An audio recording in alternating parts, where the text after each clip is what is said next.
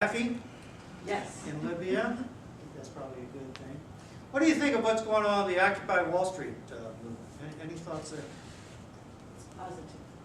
It's making people talk about what they're talking about, and that's good. It certainly has grown immensely over just a few weeks. I guess the question is this the progressive response to the Tea Party? You know? We don't know yet. No, we don't. And it's very diffuse. It's not very well organized. There's a good article by Matt Taibbi, anybody who knows him, who writes for Rolling Stone. He wrote a very good article in this month's Rolling Stone on what the Occupy Wall Street movement should be demanding. And he's got about 5 points that are just excellent. So I encourage you to pull that book. Any announcements before we get into the program? 6th District? Okay, anybody else? All right. Well, at that, I'll turn it over to Ruth Jones, our guest speaker. She will start the evening off talking about her very good organization, Blue Ridge Area Feedback. Thank you. Thank you all. Well, I won't keep you too long. I just want to start off by saying thank you for inviting us, or inviting me to come here and talk about this. I think it's timely and it's something that's been affecting our community for a long, long time, but it's just now becoming a lot more apparent to people now, because it's affecting people that never thought they'd be experiencing hunger. And so I think you'll be interested to learn what I'm sharing with you today, because it's very enlightening. It's been enlightening to me, as even within the realm of food banking, to learn exactly who's being impacted. I will start off by telling you that our mission is to feed the hungry through a network of community organizations in Central and Western Virginia. And we want to engage those communities in the fight against hunger, both locally and nationally. The way the food bank works is we serve as a hub for food acquisition and distribution. And I often liken us into, I don't always like using Walmart, but I will say Walmart, and you see how they have a huge distribution center in Mount Crawford, and there's stores all across this area. We're very much like that. We acquire and store the food, and then we distribute through a network of community partners. You mentioned Blessed Sacrament a little while ago. Many of you may attend a church that has a food pantry that gets food from us. That's how we operate. We started 30 years ago. This is our 30th anniversary, actually, next month. We started in Stanton and relocated to Verona in 1982. We opened branches in Winchester, Charlottesville, Lynchburg in the following 3 years. And now we serve 25 counties and 9 cities across Virginia. And you can see that territory right there to your right. Right here in the valley, the Central Shenandoah Valley, we serve the cities of Harrisonburg, Stanton, Lexington, Waynesboro. We serve Rockingham, Rockbridge, Highland, and Bath counties. And Augusta, can't leave them out. I'm going to get over here, it's probably a little easier for me. So when we're going to talk about the problem of hunger, we use the term food insecure. And basically what that means is some people do not have enough food for a healthy, active lifestyle. They may not be getting enough calories, not enough nutrition, skipping meals, and that's what it means to be food insecure. If you look at the amount of people who are food insecure in this country, it has soared to 50 million people, which has not been seen, I don't know if ever. If it has been seen, it's been a long, long, long time. And I don't think the population was large enough for it to be seen. So, and if you look right here in Harrisonburg area, it's actually the percent of people who are food insecure matches the national percentage that's food insecure. People ask, who's struggling with hunger? Who are the faces of hunger? They are the unemployed. They are the underemployed. And that's becoming a lot more frequent these days. People who are working part-time jobs or working for less money than they were before the recession. And so that's one that's really affecting lots of people. They are children. 1 in 4 people we serve is a hungry child. Senior citizens who are choosing between health care and food. A lot of them are living on fixed incomes and they're unable to balance the cost of prescriptions, medical care, and buying enough food to eat. People with disabilities, when their benefit payments are falling short, they're struggling. And one thing that, sort of a myth that we like to debunk, people think that America's hungry are often America's homeless, and that's simply not true. Only 10% of the people we serve are homeless. The rest are people who, for the most part, either rent or pay mortgage. The average household, their monthly income is hovering in this area around $1,100. And that's really hard for me to imagine because I think about my mortgage payment, my utility bills alone, that would be it. So I don't know how people survive on that. If you look across our service area, the 25 counties and 9 cities we serve, it's just over 1,000, it's slightly lower. And across the nation, according to the USDA standards, the poverty level is just over $1,300 for one person. So you can see that people in this area are even living below the poverty level. Think about how much you spend on groceries in a month. According to the USDA, the average cost of groceries for a family is about $904 a month. And that's for a family of 4.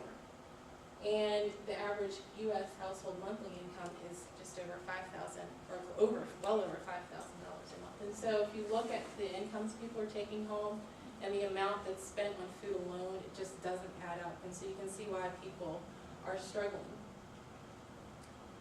One of the things that we really focus on is child hunger, because we know that you have to start young with a lot of children and try to make sure they're properly nourished so that they have a chance. And it's proven that developmental delays in speaking, behavior, and movement often happen to children who are undernourished. And so the effects of hunger are long-lasting in children. And we've even learned that children in the 3rd grade, if they're malnourished, often have a higher dropout rate than the average.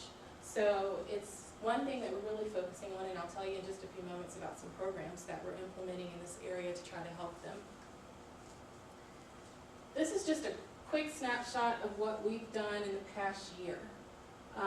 Basically, to just sum this all up, we're distributing twice as much food to twice as many people as we were since the recession began. I remember telling people back in 2008 that on average, when you looked at our whole service area, we were serving just over 60,000 people a month. Today, I'm telling people that we're serving 104,000 people a month. It's even increased from this report. So it's just unimaginable, really. And we are trying to keep up.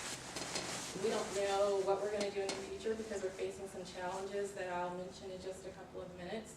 So it's a really tricky time for us, and we really are just trying to figure out what's next. So you can see that things have changed quite a bit. We distributed over 20 million pounds of food last year, and 2.9 million of those pounds were fresh produce. I know a lot of people think of food banks as boxes and cans, but we really are focusing also on fresh foods because we know that's where a lot of the nutrition is. We have outreach programs. These are for children, families, and seniors, and these are the numbers of people served through those programs in the last year. Over 7,500 children served through our children's programs. You can see here how we distribute our food and where our food comes from. Locally, I would say through places like Cisco, White Wave, other grocery stores like Walmart, Kroger, Food Lion, Martin's. That makes up about 33% of the food we distribute, and you can see that's the largest portion. You look at nationally, we are members of Feeding America. Have any of you heard of Feeding America? Okay. They are the national organization almost like our umbrella organization. They support over 200 food banks across the nation. And so we get a lot of food through them as well. They make partnerships on the national level with folks like General Mills and Kellogg's and places like that. So we're able to get food from them. The USDA, the government commodities, that makes up about 25% of our inventory. That's shrinking. It's been shrinking over the past several years, but it's also very important because they provide some of the most nutritious food that we distribute. And then we purchase about 11% of the food. A lot of that purchasing budget goes to children's programs because we want to make sure that of the quality and the sorts of foods that we're giving them is appropriate for them. And then surprisingly, this is always a surprise to people, that food drives make up only 4% of what we do. So it's extremely vital. It's hundreds of thousands of pounds of food, but when you look at the grand scheme of things, it's a very small portion. So our priorities going forward, I just mentioned to you that we're facing some challenges. One of the biggest challenge right now is shortage in food. Manufacturers are becoming more efficient. We've already lost 2 million pounds of food this year because a lot of manufacturers have developed new technology that allows them to produce less excess. In the past, food banks were getting excess inventory. If they mislabeled a can, or there's a dent, or anything like that, we would get that. Now with the emergence of dollar stores, sharp shoppers, they're selling that stuff 30 cents on the dollar to those places instead of donating it. So we've lost a lot of food already because of that. Also, I just found out the other day, we said 2 million. One of our really large food suppliers just told us we weren't going to get any more from them. That was another 1 million pounds. So we've lost 3 million pounds this year so far. Another issue, and I'm sure everyone in this room is well aware of the fight in Congress right now over the budget. The deficit reduction is a huge issue right now. Up for cuts is the USDA program and the food stamp program WIC for families, or what is it, Women, Infants, and Children. That's what it stands for, Women, Infants, and Children. That program is up to be cut. Also, I think there's a program for seniors, I can't remember the name right now, but that program's up for cuts as well. And so with those cuts, it will really impact our operation. And so we're working hard right now to let our congressmen and women know that this is not a good idea, because 25% of our inventory, if that were to be slashed, that would be devastating to our operation. And with more people than ever coming to the food bank for help, it's just unimaginable what could happen if that were to be diminished in any way. We're under more pressure to purchase food now to meet demand because of these potential cuts and the cuts that have already happened. And we're also working to increase donations from local stores, growers, and the community. And so you were saying, what way can we help? Food is wonderful. Monetary donations, and I'll explain the power of that in just a moment. The other thing we're going to do is our partner agencies. They're the backbone of what we do. All the churches, the Boys and Girls Clubs, all the community organizations, it's where the rubber meets the road. They make it happen. And so we're doing our best to help them. 87% of the food pantries we serve rely on volunteers, have no paid staff. And so a lot of them, we've learned, are older. There are not a lot of younger people with the time to help. So we're trying to recruit volunteers for them. We're also trying to expand their storage, provide them with refrigeration to distribute more perishable goods. And we're just trying to do whatever we can to really support them right now, because they are overstressed by the amount of people coming to them for help now. Since it was a shock, in the past 4 years have been a shock to them.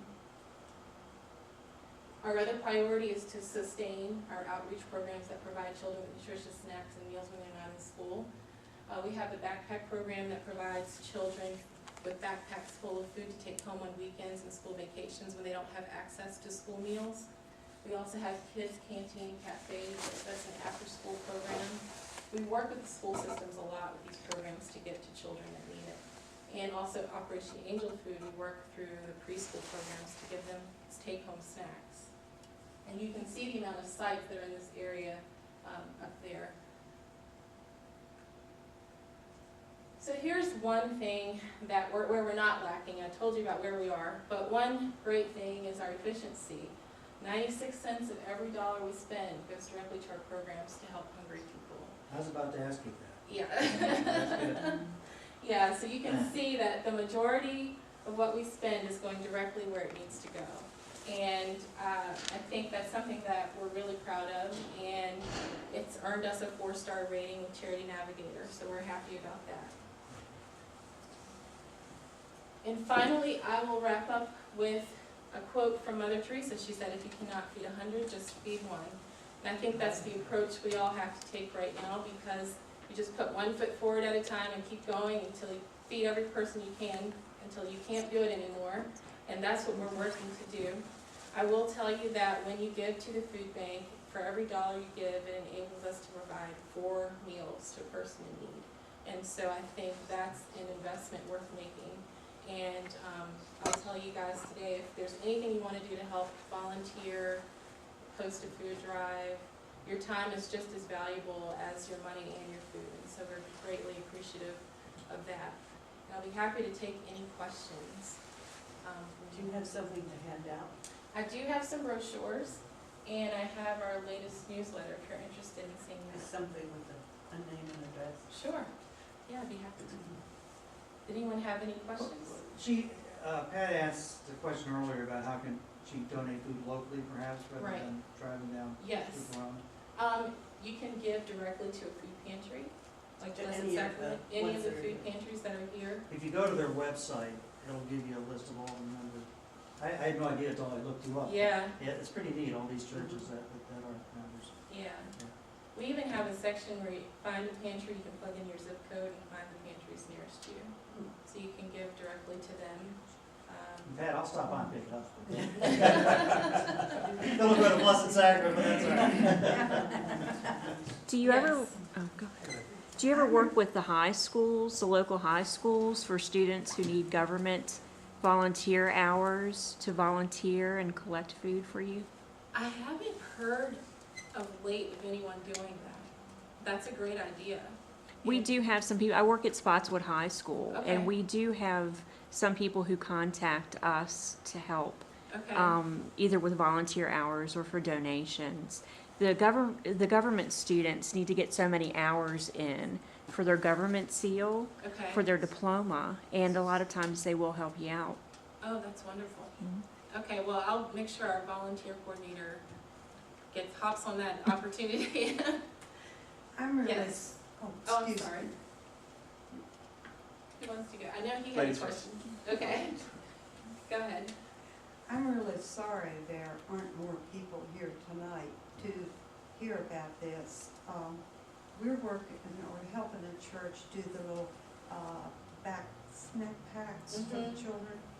And I was dumbfounded when I heard that one of the schools over on the east side said probably their number of children that will not have food on the weekends will probably reach about 120 or 130 children this year. That's 120, I think he said more than that. Yeah, This came from the principal of the school, yeah. that there's that many children that will go home on Friday evening and have nothing to eat in their house until they come back to school on Monday morning. Yeah, it's awful. And this one church that we're working with they're doing, I think, 30, and it's a smaller church, but they're doing 30 backpacks Okay. a week. But this is frightening. It is, it really is. And I think what's frightening is that a lot of people who thought that they'd never be in that position are in that Right. position now. And it's the middle class. It's people who thought, and you were talking about Occupy Wall Street earlier, it just brought to mind the people who have reached a level of frustration because things aren't the way they used to be. And, you know, we're seeing a lot of that. And I'm glad there are people here that are doing that good work, because I don't know what would happen to those children without, you know, they wouldn't be able to function properly in school, not being well nourished. So any information that you see here, a lot of this is on our website, which is our acronym, brafb.org. So, you know, if you want to share this with anyone, feel free to go there and, you know, send the link to someone. How about the state budget? Has there been cutbacks there that has affected you? Not as much. Historically, we haven't received funding from the state until about 2 years ago. And there's a Federation of Virginia Food Banks that approached the state legislators and asked for funding. And they did do that for 2 years. They provided $1 million worth of food to be split between all of the 7 major food banks in the state. And so as a result, we got over 200,000 pounds of food, which is really nice. They aren't doing that this year, so, to my knowledge. So that's the cutback that we're experiencing there. Yes. I'm a high school student, and I'm part of the Harrisonburg Rockingham Youth Council, and we're actually doing a food drive for the month of November. Awesome. So I do know, even though it's not an HHS thing, Harrisonburg High School thing, it's all the high schools in Harrisonburg and Rockingham County. I can give you that information if you would like to, or That would be invite wonderful. students or something, but yeah, that's a November part. Thank you very much for doing that, yeah. Yes. Actually, my question was already asked. Oh, okay. Well, do have another one though. Do Okay. you guys ever set up at the farmer's market down here to look I for don't- fresh produce donations? You mean getting fresh produce donations from them? Yeah, I mean, like if I were to go, for instance, as a customer, and Yeah. I saw you guys there, I'd probably buy a couple extra things and donate it to you Yeah. right then and there. Good point. Yeah, I don't think we have a program set up where we're physically there. I know we have local growers that give to us, but through the farmer's market, I'm not aware of us actually having presence, so. Fresh produce isn't so Yeah. much the problem, though, is it? Don't you get enough there to handle the need? Yeah, we get a good amount. We're always trying to increase it because Okay. of its nutritional value, Sure. but, I think overall, there's a shortage in food, period. Just period. Yeah, there's just a shortage. Okay, well, I just have a Yes. question. In your newsletter or on your website, does it have something you can put if you want to volunteer? 'Cause you yes, said there's a need of volunteers, yes. and I have more time than money. Okay. So That's okay. I could That's write okay. it down last week. Yeah. But there is there that Yeah. I could. Yeah, and I'll go ahead, oops, Oh. I think just decided to fall. I'm gonna go ahead and leave some with you all, so you can take them with you, and, I can leave my card here too, if anyone has other questions, I'm happy to answer, you can email me or call me, I'll be happy to help. Well, thanks a lot, Ruth. You're